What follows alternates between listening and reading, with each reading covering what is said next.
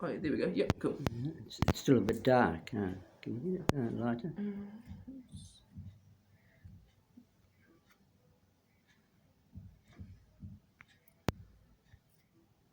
Yeah, it's as bright as it can go. As far as you can, yeah, thanks. So it's on, is it? Yeah, it's on. Thank you. Excuse me. It's Colin here, bloody again here. I'm putting on a piece here about this rape thing, mainly for men. Women can watch it if they like, but they know everything about sex. You don't have to tell them. They know. They know before they know. So, so it's mainly for you dumb men, really, and twisted up men, parliamentarians and judges on the bench. So we're having a look at this rape thing, about it. Now, I've put on a bit about a video here yesterday on it, but I'm not sure just what I put on or I didn't put on, because I put on a video and then they couldn't find it. The guy couldn't find it. And then he put the video in front of me for another one, and I didn't go back and find out what I'd put on the first video. So if I had waited and I'd sort of gone back, but he put the mic, the smartphone right in front of me for another video. So I got a bit confused at what I'd put on and what I didn't put on, because sometimes it can be in my mind still, but I didn't put it on. So anyway, let's have a look at a few things in a different perspective when I was on yesterday. Let's have a look at cricket. Now, strange as it may seem, excuse me, I still got a frog here. I've got to knock it out with vitamin C again. Last time I had something like this, about 7 months ago, and I knocked it out by 9,000 milligrams of vitamin C, and it didn't upset my tummy, but this time it upset my tummy when I had a similar one. So I knocked it out beautifully. So what I might do is I might take half a glass of water this time, or half a glass of fruit juice with the 9,000 milligrams, but you've got to take it about every 2 or 3 hours, because vitamin C is destroyed in itself in the body's efforts to destroy the virus. And of course, as I've mentioned in my previous videos, it can knock out COVID-19 and Delta, not a problem, the same. But that's on my other videos. We're on this sort of so-called, this rape thing at the moment. Now, I just have a look at it too. Now, you get a woman, I might have mentioned this, she shakes a baby and she's raped a baby. No, nothing to do with, excuse me, nothing to do with genitals. The fact that she shook her baby, she's raped her baby. Well, that's more like it.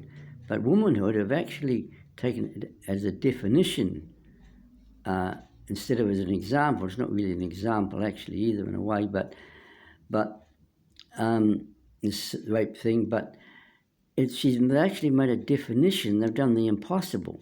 You give an example, say, of violence, which is a woman shaking a baby. You must never, ever, ever shake a baby as an example of rape, but not as a definition.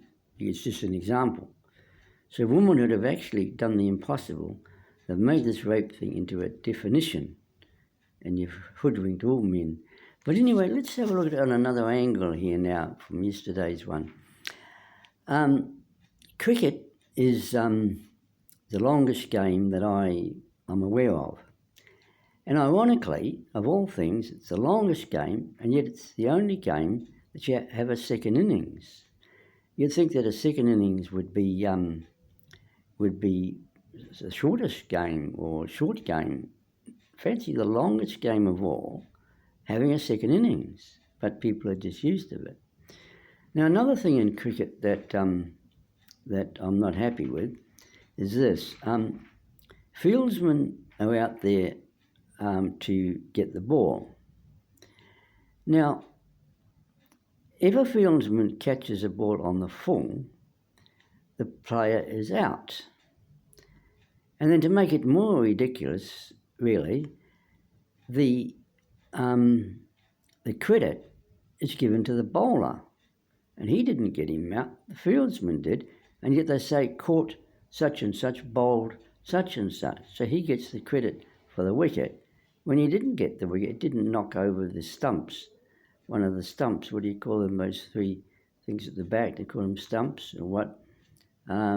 Just forgotten what they call them now. Something, you know what I mean, those three stumps at the back. Well, if they knock one of those over, well then of course the player's out. You've got to have some way how to get a player out, say, so that's quite a good idea, I suppose, is to have three things behind there, and I suppose that makes sense. But it doesn't make sense to me that a fieldsman who's out there getting the ball should not only be able to, should not only be able to get a player out, but he the credit goes to the bowler. It doesn't make sense to me. Now, we look at another thing now. We look at, I'm working on something here about this rape thing. Now, you take, say, soccer. Now, from my understanding, there's only two games that I know of, being soccer and hockey, where they have someone in the goal mouth stopping the ball from going in. Now, surely when players get to the goal house, that should be naturally vacant for the ball to go in. Not a player in there, he's not part of the game, to be in there to try and stop the ball. Doesn't sort of make sense to me. And the same with, well, put it this way, say with rugby, when a player gets through the 15 men that he's playing with, the opposing side, and he scores. But supposing that there was another 5 or 10 men on the goal line, stopping him from scoring, he weren't part of the game. That to me wouldn't make sense. Fortunately, they don't do that. So they just score, and that's, to me, makes more sense. Not having players who are not part of the 15-man squad out there in the front on the try line trying to stop this player from scoring, just like they do in the goal mouth in hockey and cricket, hockey and what's the other one? Soccer. Now, there's other things too that we can look at too. For example, a net in cricket. A net in tennis. Now, if they never had a net in tennis, I couldn't convince you to have a net there. What is the net doing there? Many times they give them 2 balls, actually. I've noticed in these tennis games, I'm watching TV, and they got 2 balls. One hits the net, and then they got the second one, but I don't see the sense in the net there. It's just a nuisance, but you've been programmed with a net there. If there never had been a net there, and there never had been a bowler, a person in the goal mouth in cricket, in soccer and hockey, then I couldn't convince you to do what they're doing now, which is to have the same with a net in tennis. I can't convince you not to have a net, and if there's no net, I couldn't convince you to have a net. Now there's a net, and you can't have a net. Another one is the Olympic Games. The Olympic Games are every 4 years. Now I can't convince you now to have it every year. And if it was every year, then I couldn't convince you to have it every 4 years.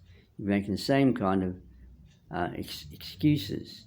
I was talking to a girl about having helicopters go up instead of cars. And she said to me, she says, they bang into one another. And then they think up 2 or 3 things, and then they say, well, that's it. Whatever you make, what's out of the run of the mill. I think they have got them in Auckland, actually. They've got some taxi cars now. I think taxi helicopters, I think. They've got them in Auckland. So it makes more sense to me to be up in the air. And then you get less accidents up in the air. You got the sky's the limit. I could have felt like saying to that woman now, and that, have you ever heard sky's the limit sort of thing? I mean, you could have three ways. You could have the low pressure on up to a certain height being slow helicopters, and then a bit higher being the medium speed helicopters, and then a certain distance up being the fast helicopters. The sky's the limit out there. And I don't know why why they carried on with the jalopy when the helicopter came in. Maybe they weren't smart enough to cut their losses, and maybe that's put too much money into the jalopy. We never know what's been going on behind smoke-filled rooms and closed doors and smoke-filled rooms. You never know, but it's a wonder they didn't do the helicopter for the helicopter and not this jalopy thing. Look at all the miles of roads you had to build for this jalopy car thing. Look at New Zealand now. New Zealand's about 1,000 miles long, so about 800 as the crow flies, 700 anyway. So you made 700 miles of roads right from bottom of the North Island right to the top of the North Island. It must have ages to build all these roads. And look at the tunnels they've built. One or two of those tunnels seem to be about 3 miles long. I was in it, one going to Johnson, or Poirua in Wellington here, and one of them, they're going fast. They must be going about 50, 60 miles an hour, and yet it takes a long time. It takes about 3 minutes. So it must be about 3 miles long, one of those tunnels. I could find out. But the ages that it took to build them, I think people died actually building these tunnels. It's much better in the air. But it's a programming situation, you see, and so this is what I'm trying to mention to you, that people are so easily programmed. Now, another one at the moment is, what's today? It's Friday, about the 25th, is it, of September 21. Now, in a couple of days' time on Sunday, the clocks are going to go forward and we're going to have 1 hour daylight saving. Now, the question about it is that I don't see it being called daylight saving. You're not saving any time, any daylight saving. You're just switching it from the evening from the morning. So it's dark in the mornings, but you haven't saved any time. So if it had been called daylight switching, which it should have been called, then I couldn't convince you to have it daylight saving, because you've been told that it's daylight switching. That's what it's always has been, instead of daylight saving. You don't save any time. You're just switching it from morning to evening. In fact, just finishing off on this daylight so-called saving, daylight switching, personally speaking, I feel that 1 hour's hardly worth it. What's the good of having daylight saving? When it's 1 hour, it's hardly worth it. A better idea would be to spread it over, say, a week or two and have 2 or 3 hours daylight saving. Have your first hour, and then say 3 or 4 days later, have your second hour, and then say at the end of the week on the next Sunday, 2 o'clock in the morning, then you switch it over and you have the third hour. And that would make it worthwhile. Otherwise, indeed, it doesn't seem to make sense to me. Just to have 1 hour daylight saving, it's just hardly worth the trouble, just for 1 hour. And a lot of the cows get upset even with 1 hour. It's only because that's just new. But when they settle down over 2 or 3 hours, 3 hours daylight saving, then it's not going to keep on going like that. It's not going to go on week after week.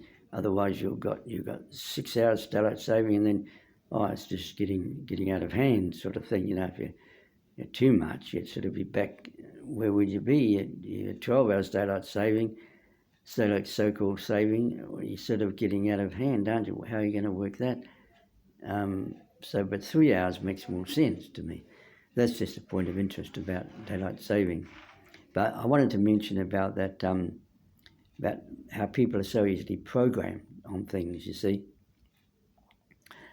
So we'll get back to this rape thing now. So we're looking now at a situation of what we're programmed to believe on these things. We're programmed on, or even games like in New Zealand, we're programmed with rugby.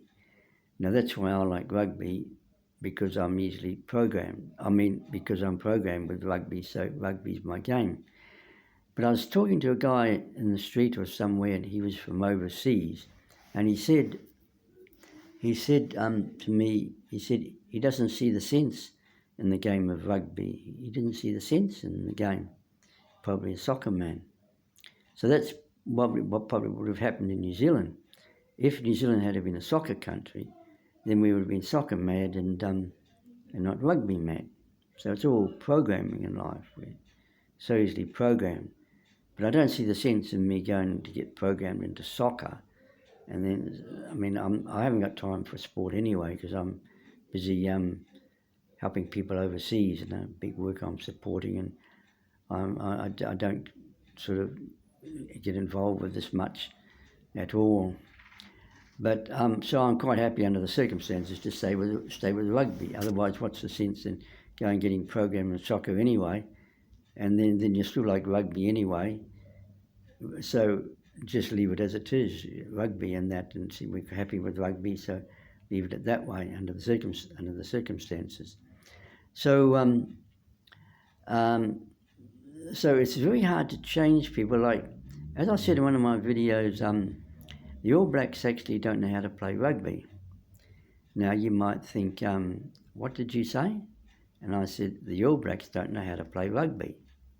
The All Blacks don't know how to play rugby? What you gone out of your mind, mate? Well, put it this way.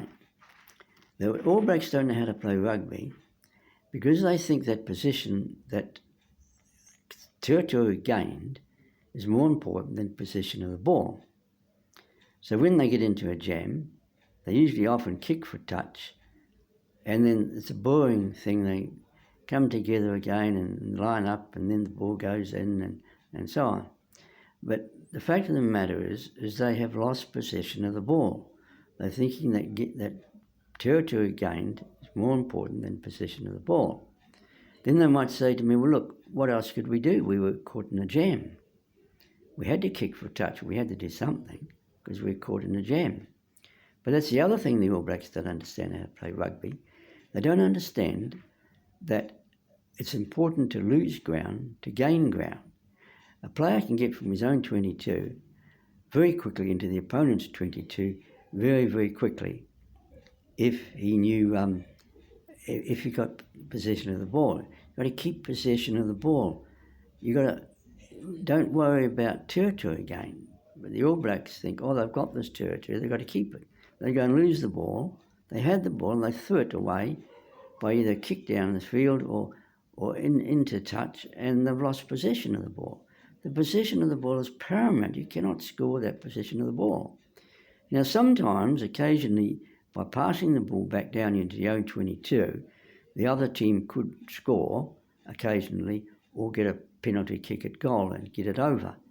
But that's occasionally. You've got to look at the thing as a whole perspective and not just what will sometimes happen. You've got to look at it as a whole. And as a whole, you've got to have possession of that ball. Remember, you can get very quickly from your opponent's 22, from your 22 to the opponent's 22 very quickly if you've got room to move. And so possession of the ball is paramount over and above territory gained. So that's why the All Blacks don't know how to play rugby. And another reason they don't know how to play rugby is because they do this barging into players. Now that can cause injury. It could even cause permanent injury by barging into players like that. You've got 14 other men that's hungry for that ball and they don't pass it out. Now, one time in I think it was in South Africa, I think I was watching TV and I saw this All Black Springbok game, and what happened was, I think it was in South Africa. I think over and above, I don't think it was in New Zealand, this game was in South Africa, test match.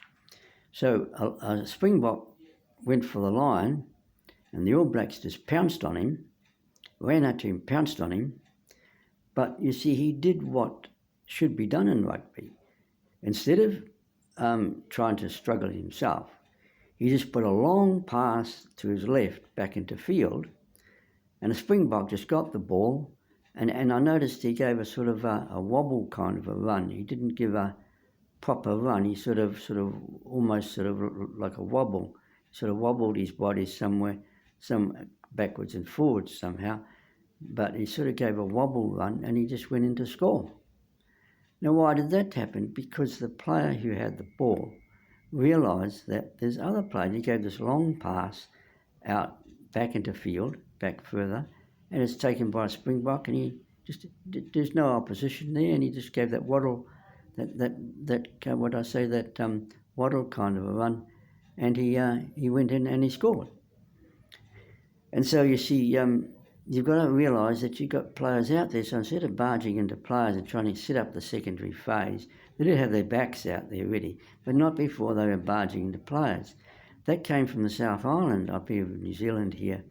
A team had that forward drive, and they brought it to the North Island, and the North Island noticed it in that forward drive thing, barging into players, that forward drive, and eventually, of course, it became the adopted play of New Zealand rugby. But it's not the way to play rugby, barging into players like that and setting up the secondary phase. You get injured that way, and it's not the way. You should either pass the ball behind you or pass it to your left, to your right, if there's room. If there's not a player there or something that could intercept the ball or what, pass it and just keep passing the ball out. Doesn't matter if you go backwards or forwards, keep possession of that ball, and finally you can get a break and woof, and you're over into their 22 and you can score sometimes. But you can't score unless you've got possession of that ball. Well, anyway, I've got a bit off rugby here, but I bit onto rugby instead of onto this rape thing.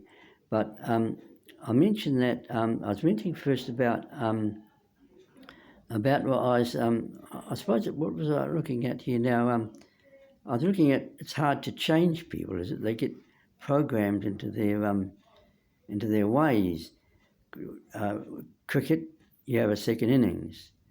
If I never did have a second innings, I couldn't convince you to have one.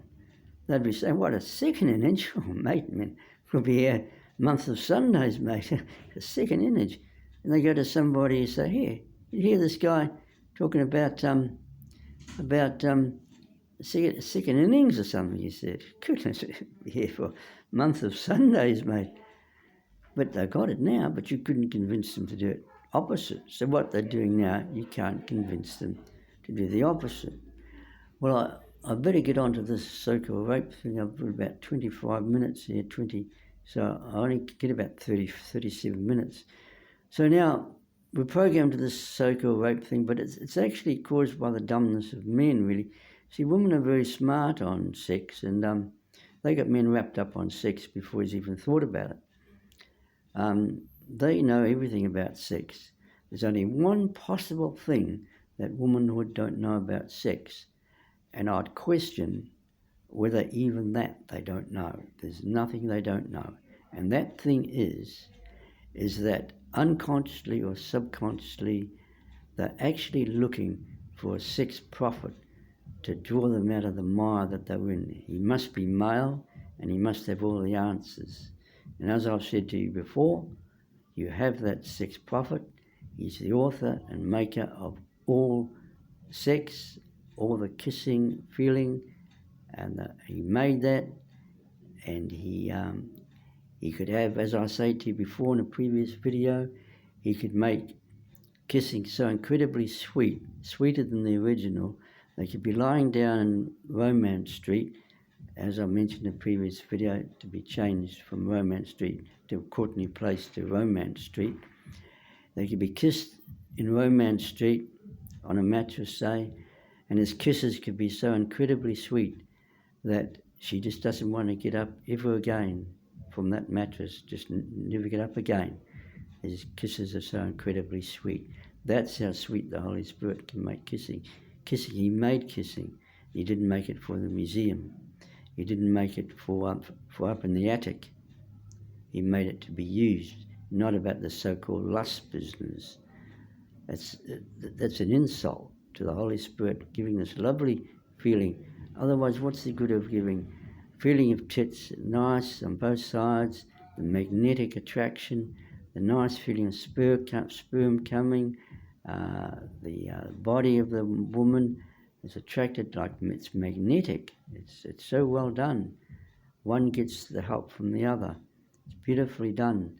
To go make all that and then be insulted by calling it lust. It's a very natural thing, sex. And in fact, unless you get sex, as I've told you before, how many more times do I got to say on this videos, that if you're in a lab and you suppress gases in the lab, you can have an explosion in the lab.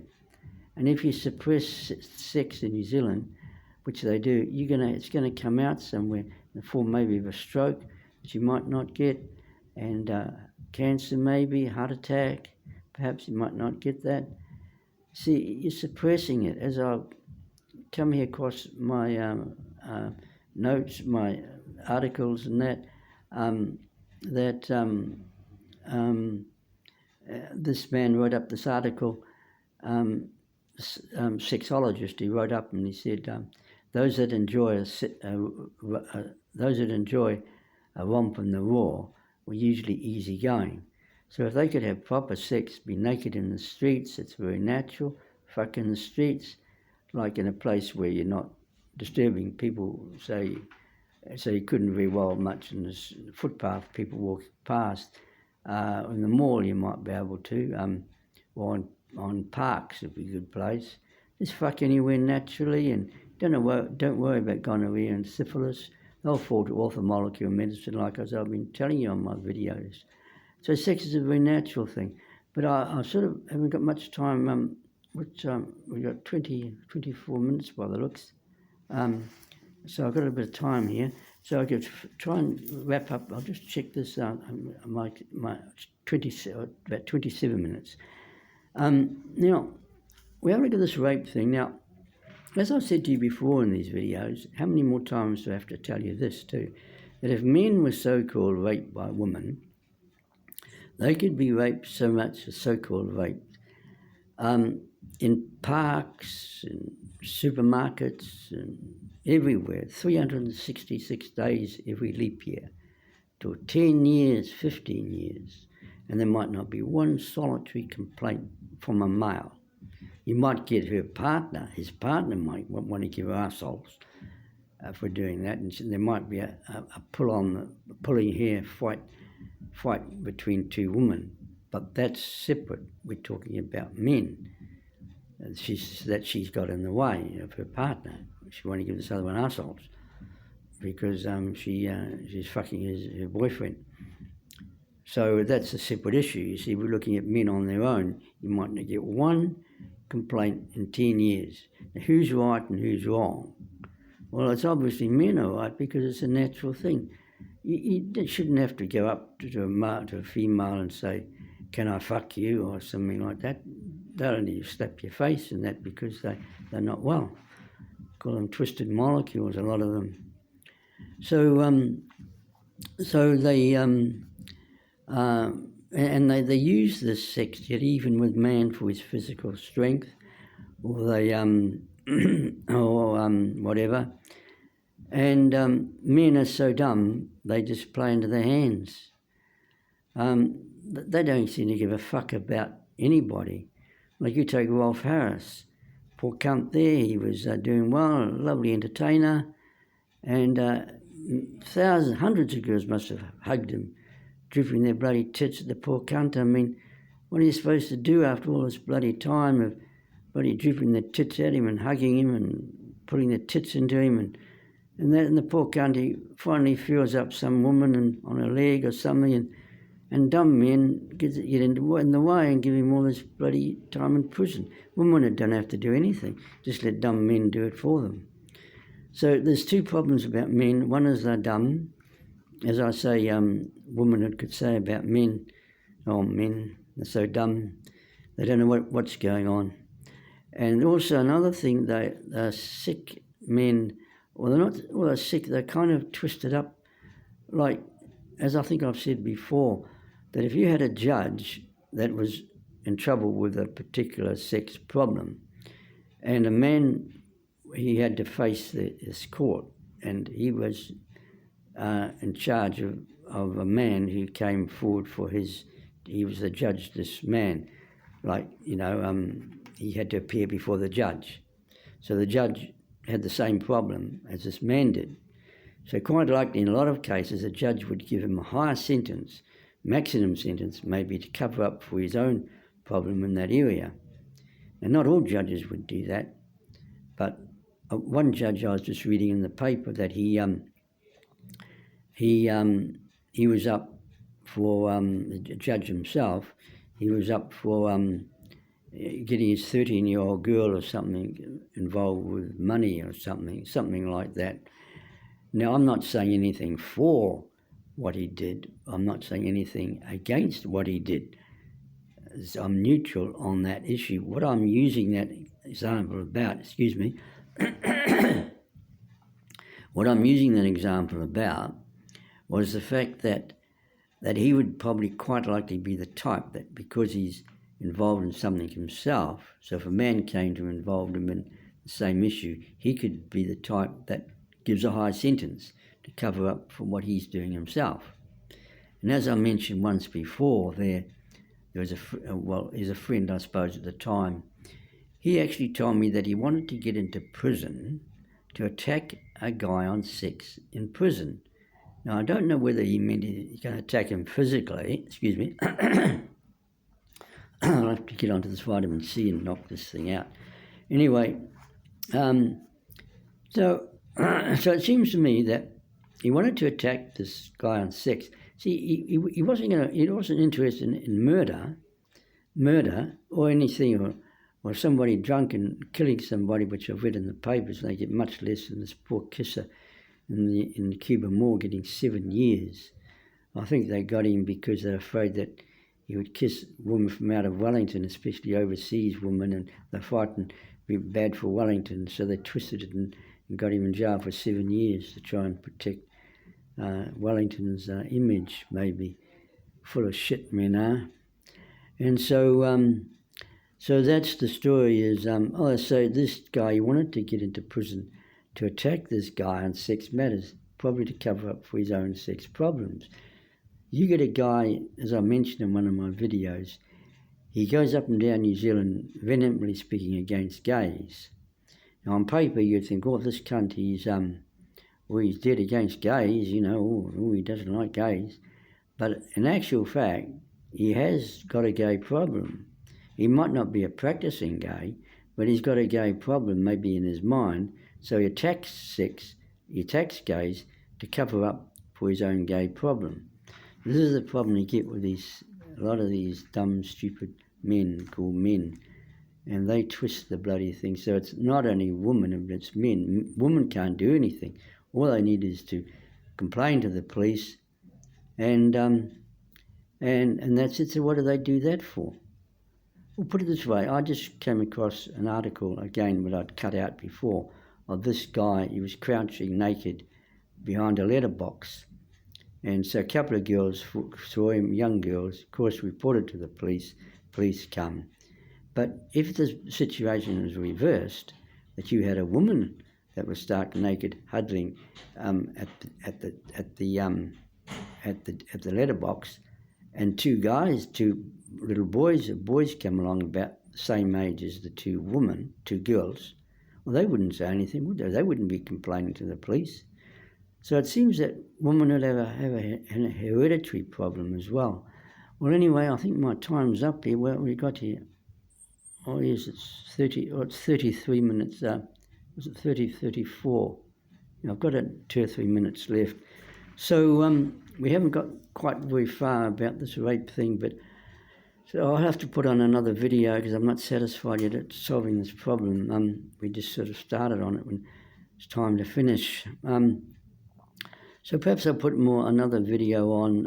I've covered a bit of ground here on this rape thing, but the problem is what was particularly needed in New Zealand is the Holy Spirit to take over New Zealand, and He can make kissing, as I say, so sweet that, as I say, a girl lying on Romance Street could not want to get up ever again. He can make kissing that sweet, and I could explain that further, but for time.